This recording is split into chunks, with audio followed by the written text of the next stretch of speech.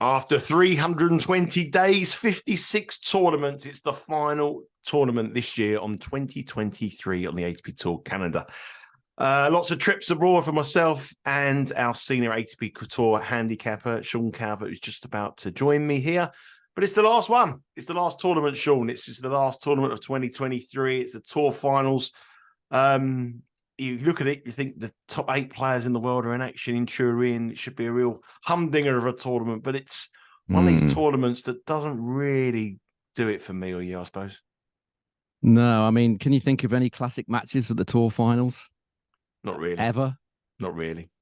If you really, really thought about it, maybe you could think of like a couple, but it's normally, I mean, I don't want to be too cynical about this, but that's kind of what the ATP have you believe, isn't it? Because this is just about money, isn't it? It's just about cash. It's just about raising the profile of the ATP. You know, it's great for Turin because I was looking at the tour calendar. I've put my new calendar up for 2024, actually. And, you know, Italy are one of many countries that don't get, for me, enough tournaments. You know, I looked at, if you count Monte Carlo, for example, as being in France, France has got 7 tournaments on the ATP Tour. Italy's got what? Rome? Portugal's got 1. You know, it's all a bit wrong. But yeah, as far as this particular tournament is concerned, the players are coming here. You know, it's great for them. Yeah, they're earning a lot of money. The ATP are getting a lot of money, TV rights, and all the rest of it. But you know, these players are tired. They really are, and that's one of the reasons why you don't get great matches because it's a lot of tired players being wheeled out for one last time in what's been a very long season for everyone. Yeah, and I suppose the race is quite exciting. You know, the places up for grabs. Herbert Hurkacz and obviously Taylor Fritz just missed out. They'll be on standby here. Usually you get an alternate that come in because one of the players pulls out injured. And this year, you're no surprise to see injuries surrounded by the top 2 in the betting. We'll come on to the betting in the market. Who are the alternates, actually? I haven't looked. I think it's Fritz and Hurkacz, isn't it? Do you remember that time when Stepanek come in as alternate because somebody, it was quite a few years ago, Stepanek was something like number 26 in the world. And somebody pulled out, and about the rest of the alternates were asked right the way down to number 25, and they all said no. And Stepanek came in off the beach using Mexico or somewhere, and he didn't even have his rackets always closed, and he rocked up and he played in the Tour Finals. Them were the days. Did you reckon I'm flying out Tuesday? Should I take my tennis racket just in case? I'm not sure you're ranked, are you? I think that's the problem. Well, I could just play a couple of matches. Well, I mean, if it gets desperate, I saw last year. I looked around the court. The average age was about 75, so I'm sure I'll be all right. I'll be okay. You could probably give it a go. Yeah, you know Radek Stepanek, but you might do a job. I'm more mechanical than Radek Stepanek. I mean, he was a mechanical player. It's the one thing about it. I'm flying out there on Tuesday morning. I was there last year. Turin is not the greatest of lively cities. It's very, very quiet. Never been. It's bright. It's picturesque. You fly, lovely flight in. You fly over Chamonix over the Alps. Beautiful scenery out there, and you've got like the mountain range all around Turin. It's beautiful, and you can walk across to the city. But it's not really that. Nothing's going on. Juve play there, right? Yeah, but there's not apart from that. It's an international break as well, so there'll be no football. But it's quite a quiet city. I mean, there's not much to do. I mean, it's hardly anything to do really. A couple of squares and a couple of coffee bars, but sounds like most of the places I went to in Germany this year. To go from Las Vegas to Turin is a slight difference. But the thing is, the temperature will be very cold as well, so I'm going to be wrapping up warm. But you can follow my adventures in Turin in the coffee bars if you like that kind of thing. I find a nice cappuccino. Yeah, shows what it's like. I've not been, and frankly, I'm not going to go. So I went last year. I went last year to the finals, but yeah, it's very, very quiet. Very, very quiet. Just another thing we're looking at here. I mean, we spoke about the incentive for these players, and also they're absolutely exhausted. One of the big sort of things that you do and you extensively do throughout the season is look at the underdog winners. Now, if we look at this tournament here, I mean, you know, the men's game has been dominated by Nadal, Federer, Djokovic for the last how many years now? If you look at the Tour Finals, Djokovic did win it last year, but that was his first success since 2015, and Nadal's never won it. Federer didn't have a great success on it. You know, he did in his early career, but towards the latter of his career, he didn't have an early success on it. And we look at it's won by sort of the guys who are breaking through. They haven't made a major. Zverev has won it a couple of times. Tsitsipas, Medvedev, and who can forget the final in 2017 with Dimitrov beat Goffin? I mean, I thought that must have been a mistake. I had Dimitrov that year. Right, 20 to 1, I think he was. Well, let's hope we can replicate that form. But what it is here just suggests that these favourites are, as you say, are exhausted. If you are looking at opposing favourites, this does look a tournament, especially on the tournament winner market, where favourites are gettable. Yeah, not on the match. The match winner market, match odds market, has been much more feast or famine. There have been either 3, 4, or 5 underdogs in the whole tournament every single year, bar 2 since 2010. I think one of those was last year when there was a load of dog winners. Yeah, there was 9 and 10 in the 2 years when there wasn't 3, 4, and 5. So it really has been not a great tournament generally for underdog backers, but occasionally you'll get one where an absolute load of them win. So it is unpredictable, and that's because the players are, you don't know whether they're really up for this or not. As you say, Djokovic hasn't won it has only won it once since 2015. Zverev has done well here. It's a tough one because the form isn't really worth much, is it? It's how fit they are, what energy levels they've got, and the motivation. It makes it very difficult. Let's have a look at the outright market now. If you're unfamiliar with this tournament, just to explain to you how it works. It's 2 groups of 4. We'll come on to the groups in a minute. The green group and the red group. The winner of the green group plays the runner-up in the red group, and the winner of the red group plays the runner-up in the green group in the semi-finals, and then we have the final, the 2 winners there. And then that is it done for 2023 until we return over in New Zealand and Australia at the end of next month. Let's have a look at the outright market. Novak Djokovic, as we say, has a poor record in this tournament, but he is the defending champion. He is the current Paris. Should we do the conditions, actually? Sorry, mate. Should we do the conditions? Because it's quite important, I think. Sorry, mate. Because it's been really quick. The reason I want to mention this is because it's been really, really fast the last 2 years. Well, the only two years that it's been in Turin. You were there last year. You probably remember it as being really quick, I should imagine. I watched Felix Auger-Aliassime beat Rafael Nadal. It was the only match I watched. Did you feel like it was quick? I mean, well, I just opposed Rafael Nadal. Rafael Nadal was injured. He was shocking, and he had a long season. And I think most people would have been him that day. But that was the only, because you only get one match. You get one match and one doubles match in a session. So then it's the evening session. You'll have one evening session. So it's a luck of the draw. I'm going on Wednesday. Hopefully, I might see a decent match. But last year it was Felix Auger-Aliassime against Rafa for me. So you couldn't really gauge your conditions because. Well, I'll give you the stats. Injured.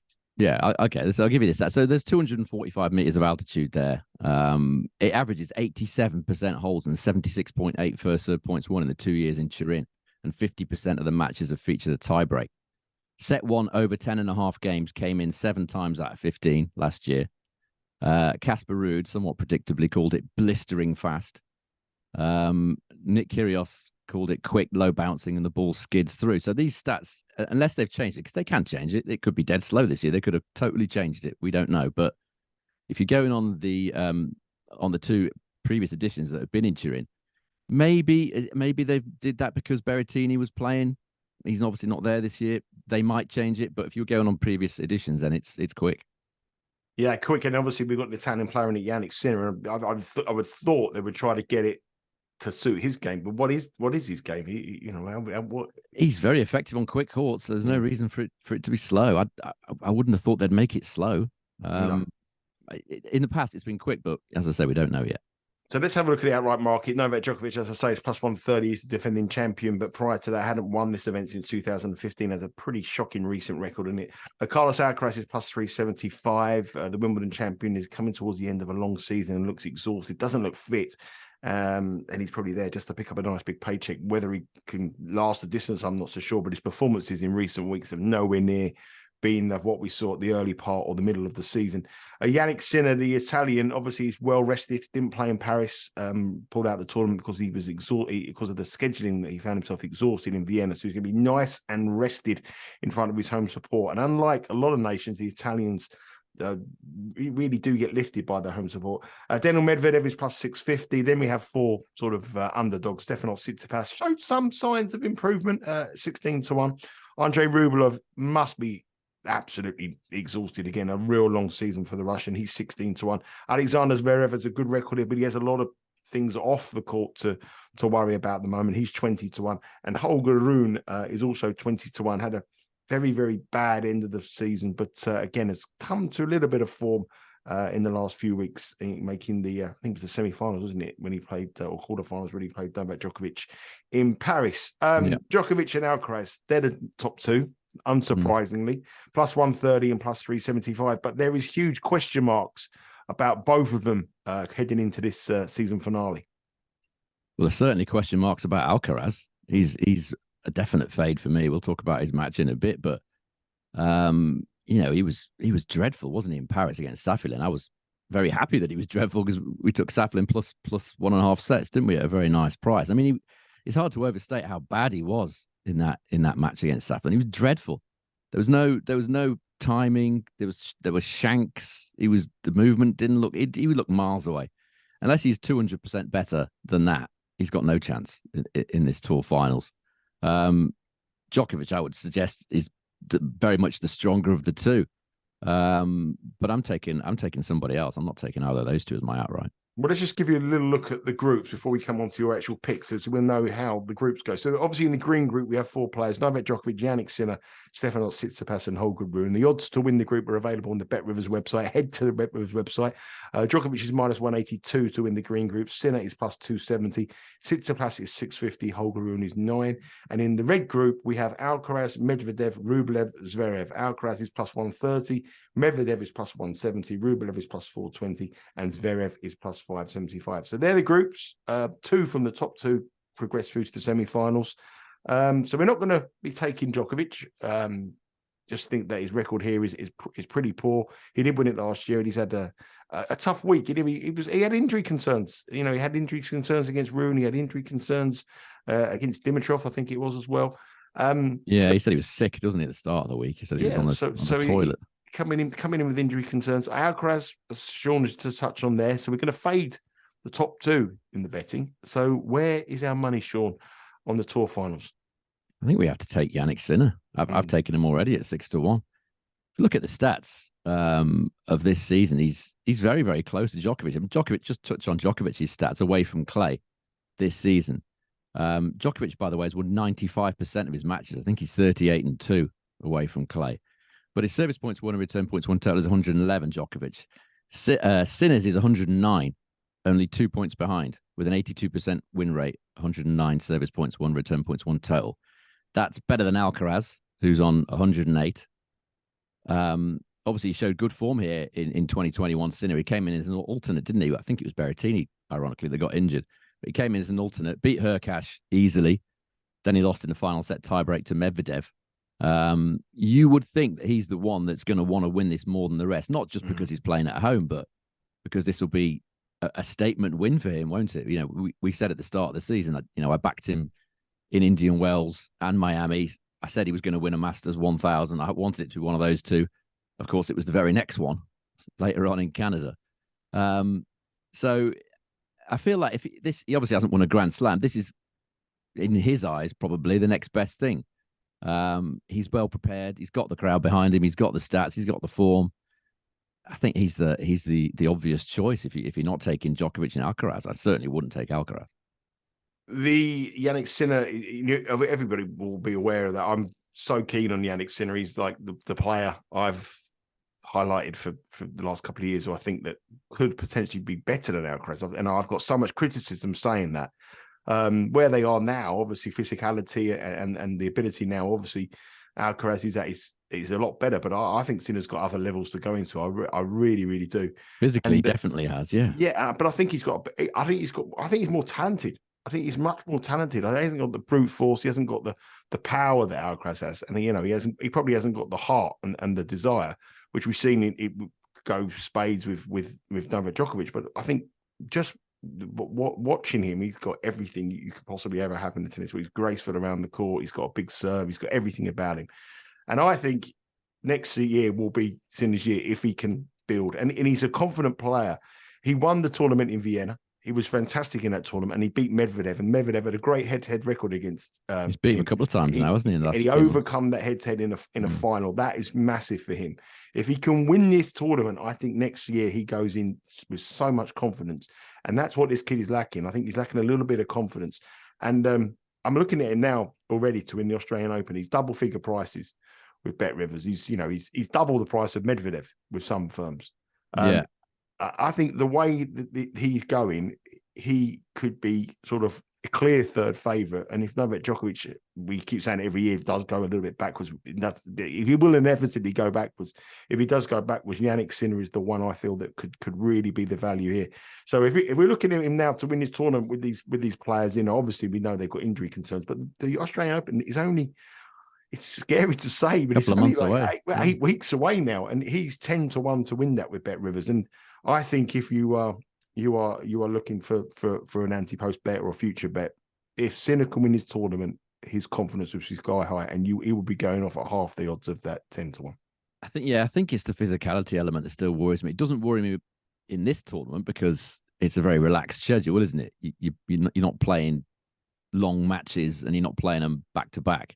There's a lot of rest in between, so that doesn't worry me. But I'm still not totally convinced about him as far as Grand Slams are concerned. That's the only worry. Technically, he's got everything.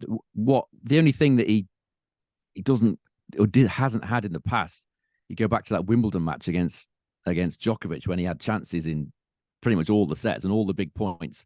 He played poorly and Djokovic played well. So there's that mental element which needs slight improvement. But as you say, the confidence of now beating Medvedev, a tough matchup for him back to back, will be great for him, and the physicality element, he's got the off season to work on that. So yeah, I wouldn't put anybody off backing him to win majors. Yeah, I remember when Alcaraz 2 years ago, Alcaraz went in the off season. He come back at the Australian Open. He looked massive. He looked like a bodybuilder.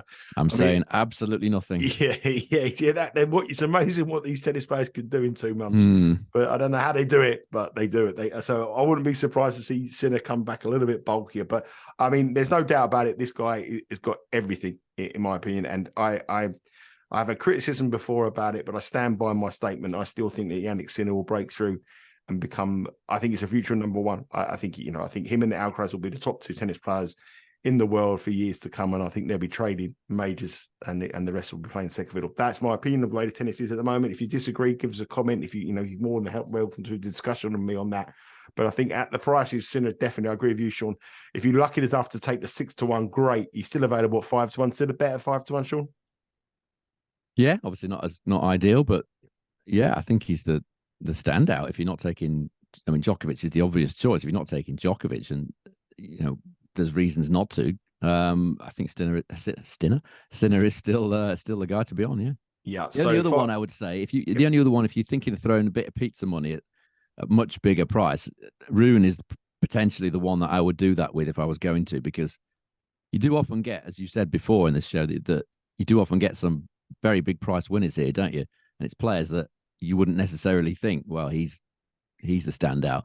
But Rune could be coming in at the right time. He's had a dreadful summer. Now he's got Becker.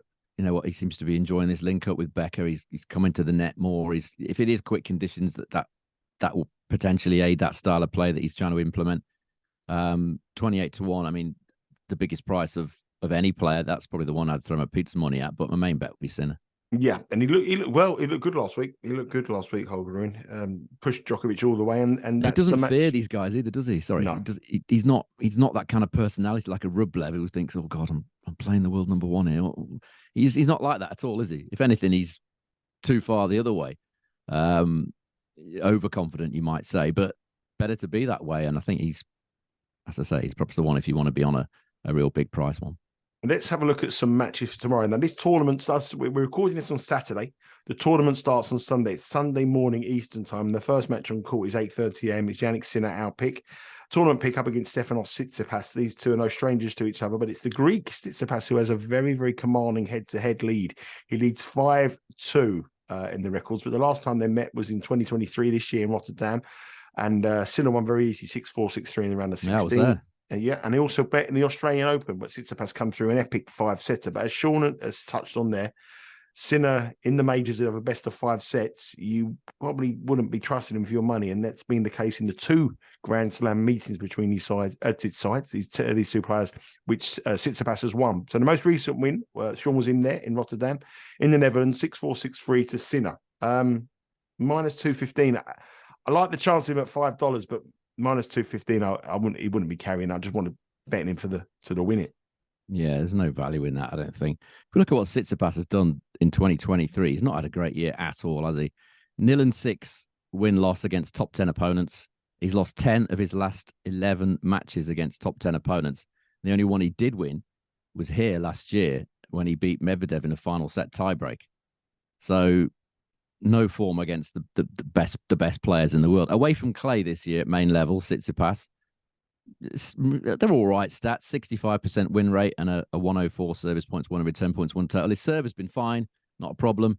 90% holds, but as I've said numerous times on this show, return game isn't up to it. He's only won 33% of his return points away from clay this season at main level. If you contrast that with Sinner's won 41% of points, return points at main level.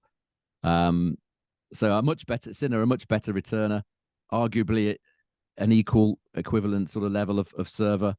As we mentioned, Sinner beat Tsitsipas very easily in Rotterdam. It's very impressive that day was Jannik Sinner.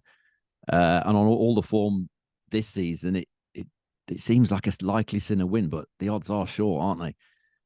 Given Tsitsipas' strong serving stats, and assuming that the conditions are the same as previous years, I'd be tempted with the over 10.5 games in set one. When I looked earlier, that was a 2.85 plus 185 chance of Bet Rivers. I think that's probably where I'd be going if I was having a bet in this one. Yeah, 10.5 is a big number on total games. It's plus 185 over 10.5. And as Sean said there, last year here in Turin, there's about a 50% chance that these matches went over 10.5 games in the opening set. You can get plus 185. So that's around about, 34% chance of happening about something that happened, 50% chance. So that's a little bit of value there on the totals. Remember, there's 29 different markets available with Bet Rivers. We have the handicap, which is 2.5 start for Tsitsipas, and we have the total games, which is 22.5 as well. Check the Bet Rivers website, and remember, this match starts at 8:30 a.m. on Sunday. So an early start Sunday. Tournament goes through for the week in Turin, but it starts tomorrow, Sunday morning, 8:30. That's why we're coming to you a day earlier.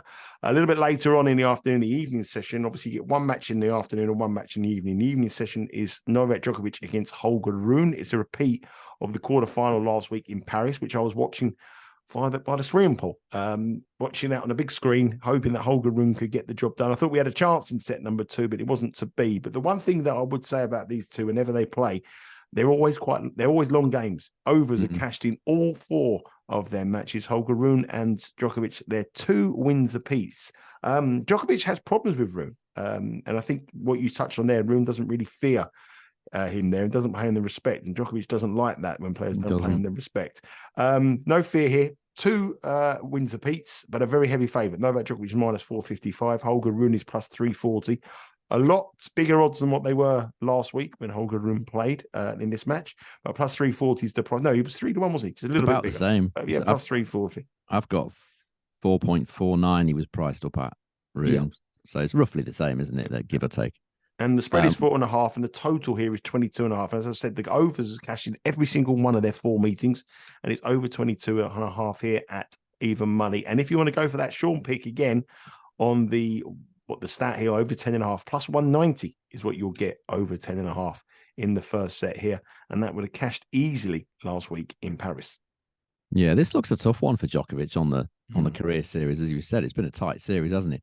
Djokovic quite some way ahead in the service points, 1 return points, 1 totals of those 4 meetings, 105 to 95. Not totally dominant, but a decent advantage, which explains the price on Rune. But Rune's yet to lose in straight sets, isn't he, to Novak Djokovic? I looked at what Djokovic has done in his opening set of the Tour Finals, and he hasn't actually dropped a set in his opening match of the Tour Finals since 2013, when Del Potro took a set off him. He's only lost his opening match once since it became the Tour Finals, when it changed from the Masters Cup in 2009. Do you know who the player was that beat him? I'll give you a prize if you get this. 2009. He's only it wasn't in 2008. It was in 2011. But he's only lost his opening match once since 2009. It was to this guy in 2011. Ljubicic. No, you're in roughly the right part of the world. It was Janko Tipsarevic. I wouldn't have got that in 2011. So he's got a great record in opening round matches, opening round robin matches of the Tour Finals. But did he get in the Tour Finals? I think he got in as an alternate or something. I think it was a bit of a go on, mate, you can have this one sort of thing from Novak Djokovic that year.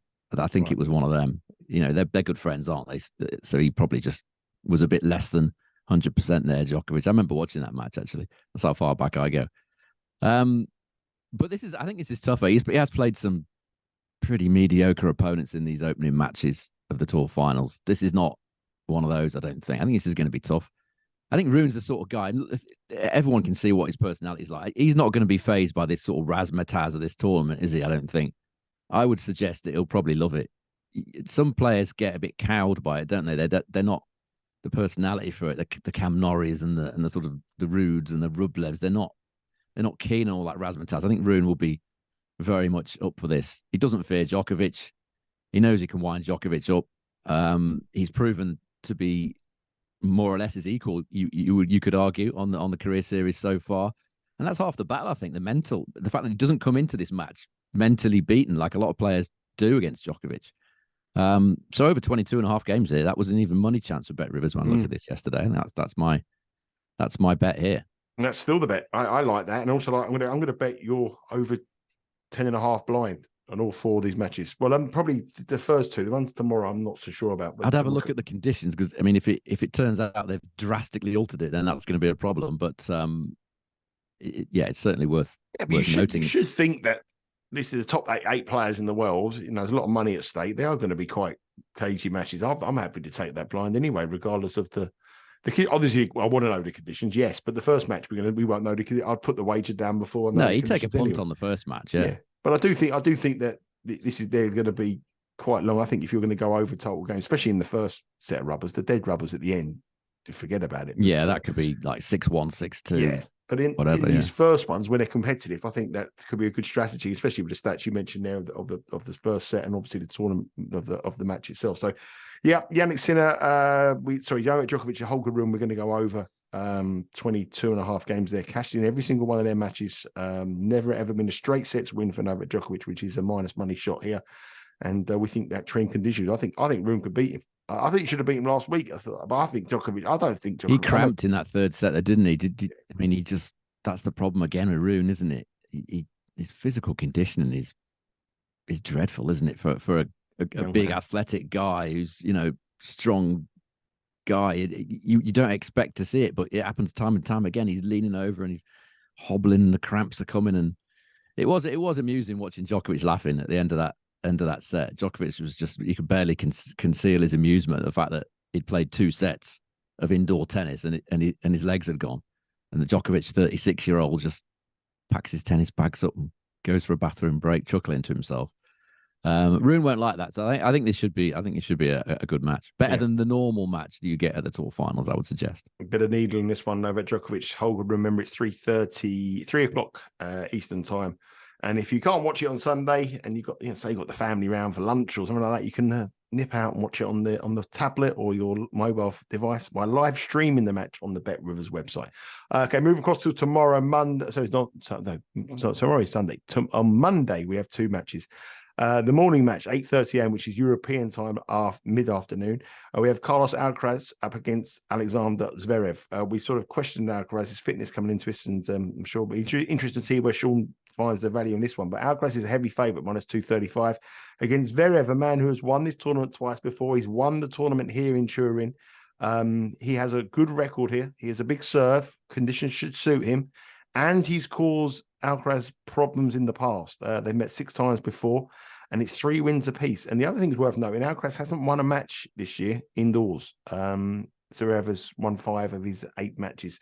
How many has he played, Alcaraz? He's played once. I didn't want to say that bit. I was trying to get the stat in. When you said that, I had to say I was trying to overhype the bet here. They met twice this year. They met in Miami. Alcaraz won 6-1, 6-2 very easily, and won the US Open as well, 6-3, 6-2, 6-4.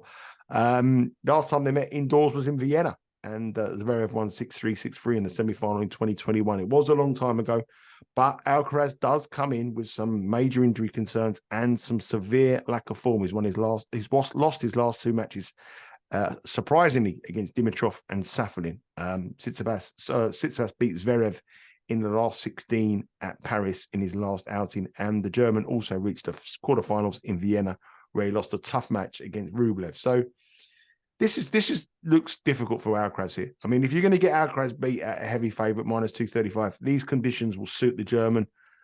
obviously the head-to-head is good for the German, and the timing is good for the German. The only thing that worries me about Zverev is obviously he's got a few off-court issues. He's involved in a potential court date with his ex-partner, and that may be a distraction for him. But it should be a distraction for him. But if he can concentrate on the tennis here, he's got a chance of beating Alcaraz. I think it's probably a good distraction for him, this, to be honest. When he's on the court, he's not thinking about that, is he? When he's off the court, he probably is. But I think this will be a good way to sort of keep his mind off those things. You know, we've seen it happen before with various other players. He's definitely a fade for me, Alcaraz. Post Wimbledon, nowhere really. He was atrocious against. Nowhere is maybe a little bit harsh. He did make the semis of the US Open, but again, it was a weird performance there, wasn't it? Lost a strange one to Medvedev. It was an odd performance. He was, as I said before, he was terrible against Safin in Paris. He's never played this tournament before. If it's quick, that, as you said, that certainly won't be helpful, because his timing in Paris, as I said, was the thing that surprised me. At one stage against Safin, it looked like he wasn't going to win another game. I think he was a break-up in both sets. The second set, he lost, I think, 5 in a row. Just didn't look like he was going to win one single game against Safin. I know Safilin's an aggressive player, but I didn't think Safin was that great. I think it was just a shocking performance from Alcaraz, and that's how he's been, specifically since the US Open. He's been really poor, hasn't he? He's just going to need a massive improvement from that. If he brings that level to this Tour Finals, he's going to get absolutely hammered. He's not going to get anywhere near. I would expect him to improve, yeah, of course, but that price, not for me. I'm more than happy to take Zverev. You know, Zverev has looked a little bit tired, as you said, but he should relish coming back here. He's won 11 of his last 16 matches at the Tour Finals, Sasha Zverev. If it's quick, it will benefit that serve of his. I think he's been a little bit unlucky in some of the matches he's played against Alcaraz. That one that you just talked about in New York a couple of months ago, he was shattered, wasn't he? He played an epic against Sinner, wasn't it? The previous round, it finished about 3 o'clock in the morning or something. He had no chance in that one. Did beat Alcaraz at the French Open. Has beaten him before. He's certainly not going to fear Alcaraz. More than happy to take Zverev. It's a bit, you're taking a chance, obviously, but I think you have to take a chance. I can't have Alcaraz at this price on what he's shown in the last couple of months. So several options. Take either Zverev to win the opening set while Alcaraz is still very rusty, Zverev to win the match, or on the handicap. I've plumped for set 1 here. That's around about a 2.48 plus 148 chance that was with Bet Rivers last night. But any of the options on Zverev are good here for me.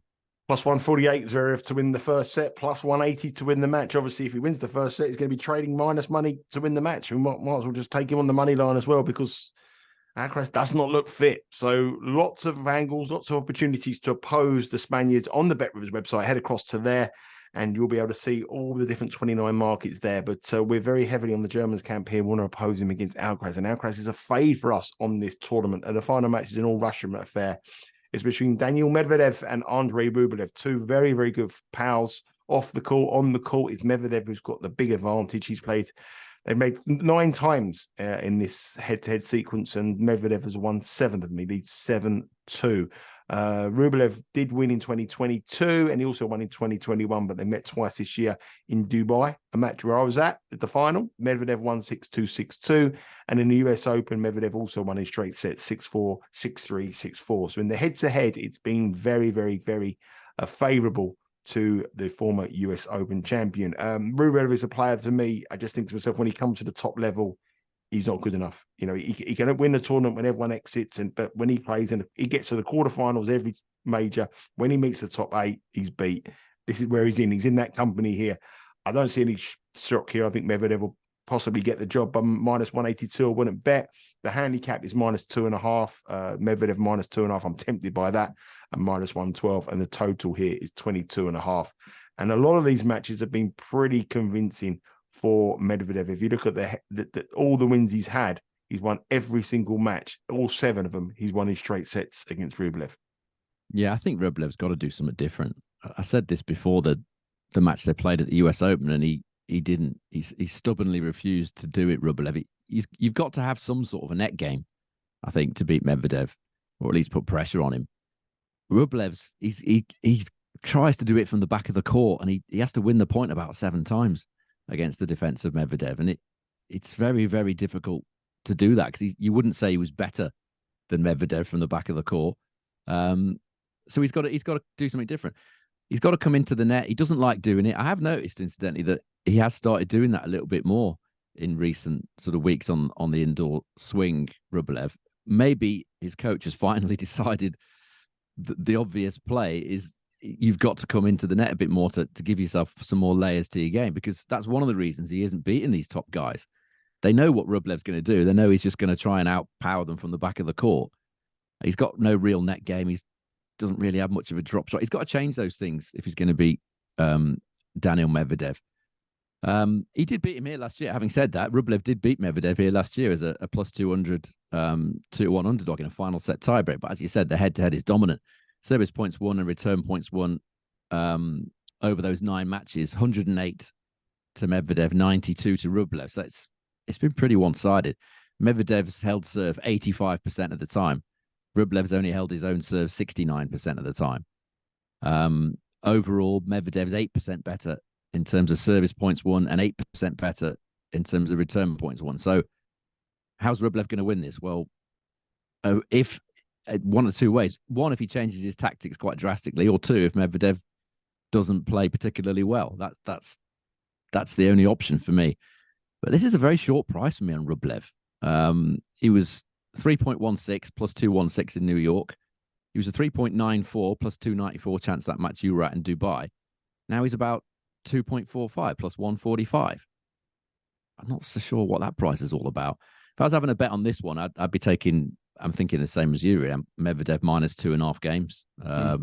He's around about, 1.9 or so with Bet Rivers? Minus 1.5. Let me just get it here for you. I've lost the page now. Yeah, minus 1.5. Minus 2.5 games. Minus 2.5 is minus 112. So minus 112. So yeah, I like that. But I just think that he's going to win easy. I just look at the every single seven wins, 7 straight sets. And I think at plus 132, 2-0. Medvedev win would probably be a little bit more. Yeah, it's not a good matchup for Rublev. The bottom line is he has to do something different. He has to come into the net. He's not going to beat Medvedev from the back of the court unless he has an absolute 100% great day and Medvedev has a 60% day. That's the only way he's going to do it for me. So there it is. There are Sundays and Mondays opening matches at the ATP Tour Finals in Turin. I'll be in Italy on Tuesday. I'll be at the tennis on Wednesday. And I'm flying back on Thursday. A quick visit, in and out. Morning flight Tuesday. Do you know how much my flight cost me? Who are you going with? British Airways. Return. I imagine the amount of flying you do, you probably got it on some sort of frequent flyer package or something. £1. £1. Oh, this sounds like my sort of thing. £1 my ticket. It cost me 20,000 Avos points, but it was £1. Because you get all those miles from all the flights that you've done. It was where I got all the miles from was the World Cup. Oh, because yeah, Qatar. BA is linked with Qatar Airways, and I went from London to Qatar. Then I came back. So I come back from Qatar to London, went back to Qatar, then went to Dubai, and then Dubai back to London. And I picked up all the points from there, and it gave me trips to Europe for £1. Bargain. I still haven't got my money back from the European Open, by the way. I told you it was over 9 days. That was the best bet of all over time. 9 weeks, I think, wasn't it? How many emails have you sent so far? None. I'm not that. I'm just, just mentioning these things, because these things happen on the ATP tour that no one mentions, these little rip-offs that go on. But European Open Antwerp, I'm watching, and I'll be reporting back on my lack of refund. Well, let's hope we get some bargain. Let's hope we get some refunds on the bets this week on winning tickets. What do we got? Just give us a recap, Sean, of all our picks that we've got here in Turin. So Sinner to win it on the outright market. 2 bets on the matches that we talked about today. So over 22.5 games at even money. We bet Rivers that is in the match between Holger, Rune and Novak Djokovic. And secondly, I'm taking Alcaraz on Zverev to win the opening set. 2.48 with Bet Rivers against Alcaraz. Yeah, the key points: fade Alcaraz. Djokovic, can he win it? Terrible record.